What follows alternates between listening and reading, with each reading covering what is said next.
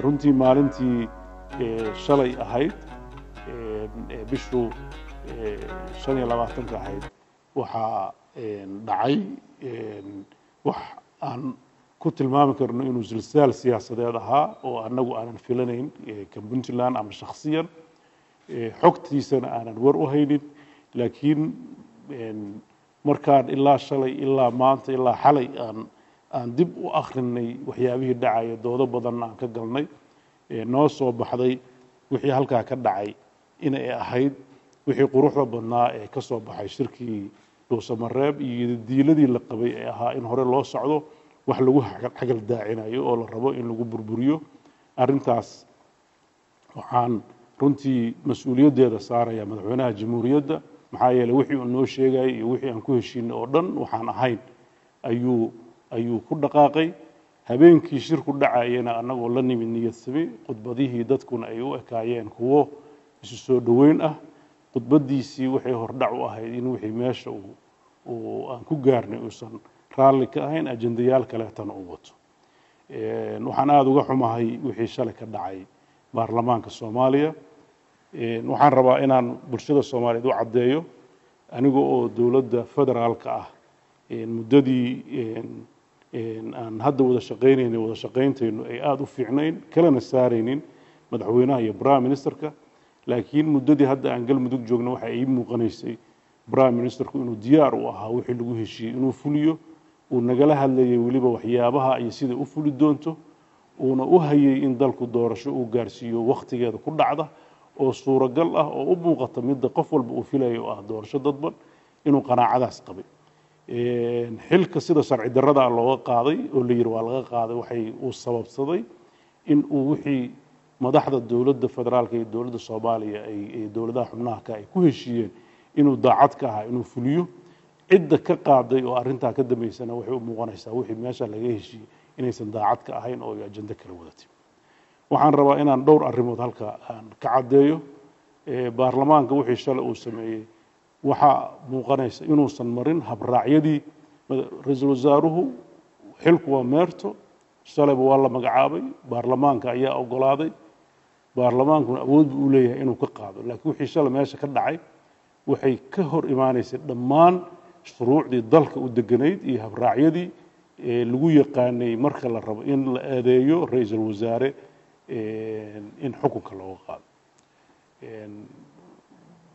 waxaa iyadoo oonan eedayn loo soo jeedin iyadoo ajendaha aan lagu darin iyadoo oo aanan loo codaynin ayuu gudoomiyaha baarlamaanka wuxuu ku dhawaaqay in uu xilkii uu ka qaaday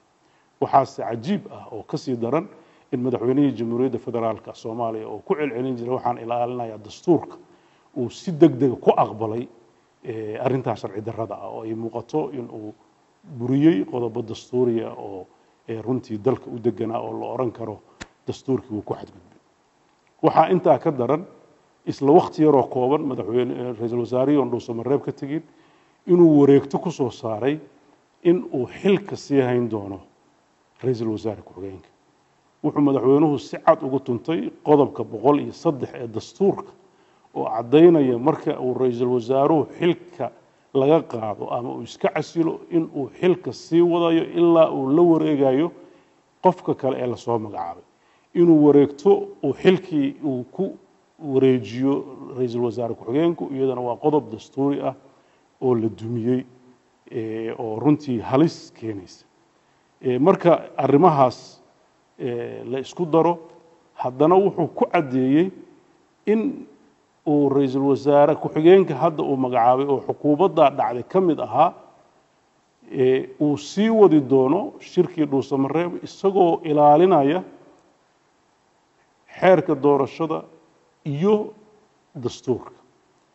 waxa ugu weyn oo xubnaha dawladaha federaalka kamid ah ay dooda ka qabeen waxa kamid ah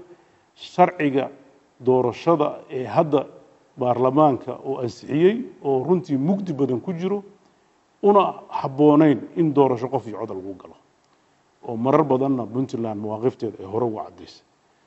marka inta la isku soo horiyo waxa aad u muuqanaysa madaxweynuhu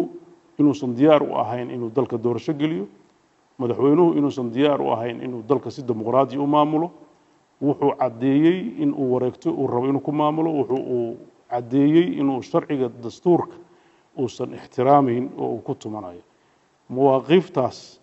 marka aan darisnay dowladda Puntland waxay shaki gelinaysaa ku dhaqanka xeerarka iyo dastuurka dalka u degan dowladda Puntland waxay si adag u diidaysaa wixii halkaa ka dhacay oo runtii ay u aragto in lagu majaxaayinayo shirkii quruxda badnaa oo runtii walaalaha dowladda Galmudug ay guud ahaan shacab iyo dowladba ay waqtiga badan ku bixiyeen oo culays badan uu ku fuulay oo runtii iyaga oo curdin ah oo dowlad cusub ah oo aanan caga dhiganin iyo magaalada oo muddo runtii ay dowladdu ku shaqeynayeen ay dhabarka u riteen oo aan uga mahad celinayno soo dhaweyntii quruxda badnayd iyo sida isu xilqaameen ka dhacday in uu xagal daaciyey dadaalkii dadka reer Galmudug ay ku bixiyeen inuu shirka qabsoomo una muuqanayo hadda waxaan u dhaceen oo dhan ay tahay in lagu diidanaa shirkii loo ballansanaa 15 Agost in lagu qabto Dhuusamareeb mar labaad iyo in guddigii farsamada uu keeno wax dadka Soomaaliyeed ku heshiin kara arrintaas waxaan rabaa inaan dadka Soomaaliyeed meel kasta ay joogaan aan u cadeyno in ay dowladda Puntland la tashi badan oo aan sameynay xogogaalnimo badan oo aan ognahay inaanan raalli ka ahayn sida wax u socdaan aana ka digayno dalka meesha uu ku socdo oo keeni karta kalsoonidii la dhisayay iyo dowladdii geedi socodkeedii la dhisayay iyo wanaagii laga shaqeynay inay dhaawac weyn u keento oo ay mugdi geliso dalka meesha uu ku wajahay waxaa iyadana runtii nasiib darro ah dalka Soomaaliyeed oo muddo badan ku tiirsanaa dadaalka ay ku bixiyaan beesha caalamka sida ay u garab taagnaayeen sida ay dowlad dhiskeeda xagga amniga xagga sharciyada xagga dastuurka xagga horumarka hay-adaha dowladda gacan xoog la ka geystay haddana Soomaaliya ay u socotay inay u sii siqdo dowlad buuxda oo maxaafisha dowladaha caalamka fariisata oo u leh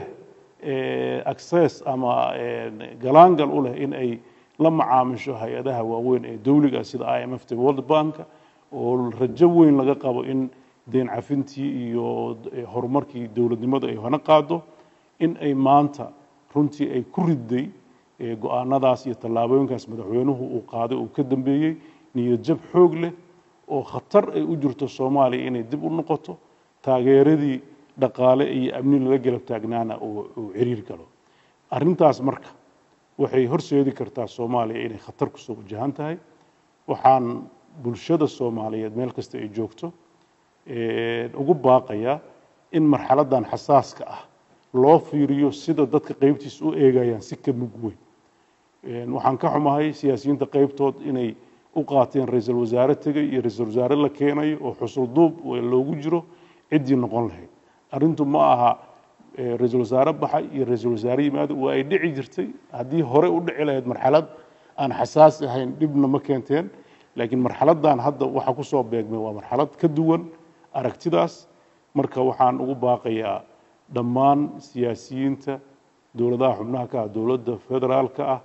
iyo mas'uuliyiinta dowladaba wixii dhacay waa dhaceen caana daatay